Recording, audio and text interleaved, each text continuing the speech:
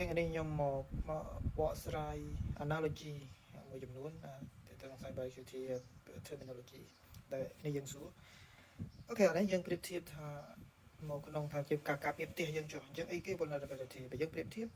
vulnerability វាជាចំណុចខ្សោយដែលអាចធ្វើឲ្យមានបញ្ហាអញ្ចឹងឧទាហរណ៍ដូចជាបើយើងប្រៀបធៀបថានៅផ្ទះរបស់យើងអាចថាទ្វាររបស់យើងនឹងវាពុកវាផុយវាអត់មាំឧទាហរណ៍ឬក៏យើងប្រើសោដែលវាគេវាយតែបន្តិចទៅវាបែកឬក៏ទៅពេលយើងទុកចោលគាត់នៅបិទទ្វារហើយអត់ប្រើសោអីហ្នឹងគឺជា vulnerability ជាចំណុចខ្សោយដែលអាចឲ្យគេ take advantage ចូលក្នុងផ្ទះរបស់យើងឬក៏អីបានងាយស្រួលចឹងទៅហើយអីគេ exploit ខ្ញុំចង់បញ្យល់តាមលំដាប់ចឹងវិញណាចឹង exploit មានន័យថាជាវិធីឬក៏ជា tool ដែលគេប្រើដែល hacker គេប្រើក្នុងវិស័យ cyber យើងឬបើថាប្រៀបធៀបទៅផ្ទះហ្នឹងគឺជា tool ឧទាហរណ៍ដូចមានដញូឬក៏យកមកដំនឹងមកឬក៏គេមានវិធីសាស្ត្រចាក់សយ៉ាងម៉េចចូលអាចដោះសយើងបានអញ្ចឹងទៅអូខេអាហ្នឹងគឺជា tool ដែលគេអាចចូលទៅក្នុងផ្ទះរបស់យើងបានហ្នឹងហៅ exploit ដែរអូខេហើយ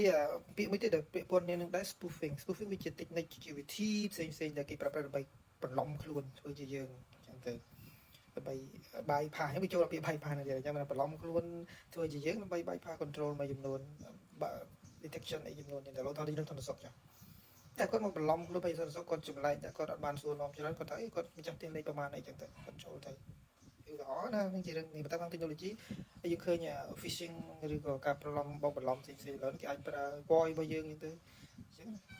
គេអាចប្រើសម្លេងរបស់យើងអានោះក៏ជា party spoofing ហើយបើក្នុង technology មកយើងឧស្សាហ៍ឃើញមាន MAC address spoofing ឧទាហរណ៍ចឹងគេមានយើងអាចប្រើប្រាស់ MAC address អ្នកដទៃដែលគេមានសិទ្ធ